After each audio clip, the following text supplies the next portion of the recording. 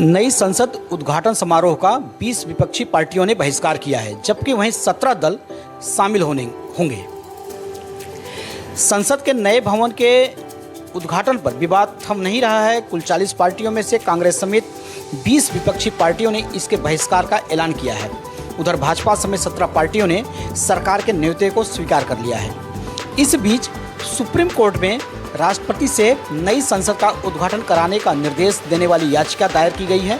याचिकाकर्ता का कहना है कि लोकसभा सचिवालय ने राष्ट्रपति को उद्घाटन के लिए आमंत्रित नहीं करके संविधान का उल्लंघन किया है। विपक्ष का कहना है कि राष्ट्रपति द्रौपदी मुर्मू को दरकिनार कर प्रधानमंत्री से इसका इनॉग्रेशन कराने का निर्णय न केवल गंभीर अपमान है, बल्कि यह लोकतंत्र भी सीधा हमला है। बुधवार को विपक्षी दलों के संयुक्त बयान में कहा गया कि इस सरकार में संसद से लोकतंत्र की आत्मा को निकाल दिया गया है। ऐसे में नए भवन का कोई मतलब नहीं है।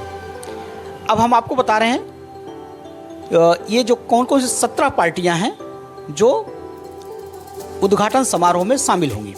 इसमें भाजपा, शिवसेना शिंदे गुट, Shiromani Akali Dal, NPP, NDPP, SKM, JJP, RLJP, Republican Party of Athawale, Apna Dal S, Tamil Maanila Congress, AIADMK, BJD, Telugu Desam Party, YSR Congress, IMKMK और एजेएसयू एमएनएफ। इस बीच में एक और आई है, मायावती ने भी इसका इशारा किया है, शायद बसपा भी शामिल होगी। अब जो पार्टियां विरोध कर रही हैं, जो बहिष्कार कर रही हैं उद्घाटन समारोह का, वह है कांग्रेस, तृणमूल कांग्रेस, डीएमके, आम आदमी पार्टी, शिवसेना उद्धव गुट, Samajwadi party, Rashtriya Janata Dal, CPI, JMM, Kerala Congress, Mani, BCK, Rashtriya Loktantrik Dal, Rashtravadi Congress Party, JDU, CPIM, IUML, National Conference, RSP, IMMI और एमडीएमकेआई। विरोध करने वालों में कुल 17 पार्टियां जो है, क्षमा करें, 20 पार्टियां हैं।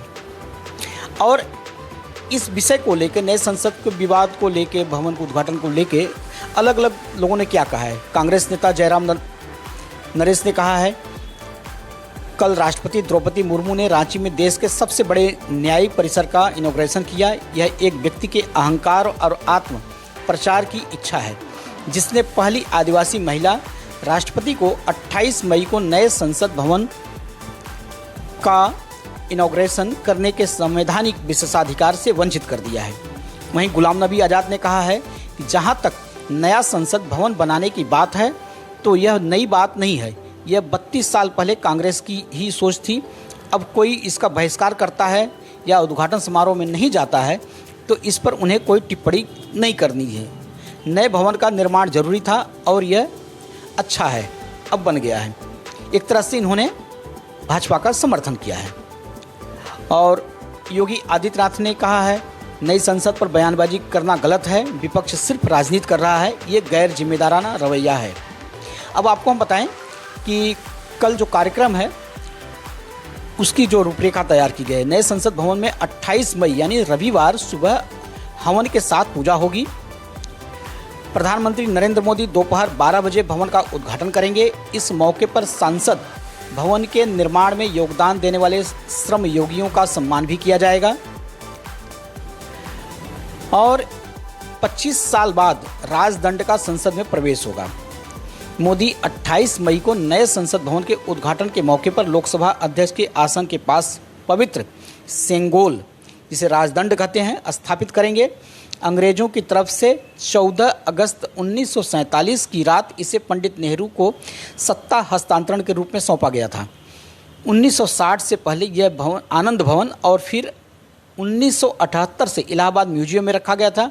अब 75 साल बाद राजदंड का संसद में प्रवेश होगा। आपको ये वीडियो कैसा लगा? अब अपनी राय से अवगत हमें ज़रूर कराएं।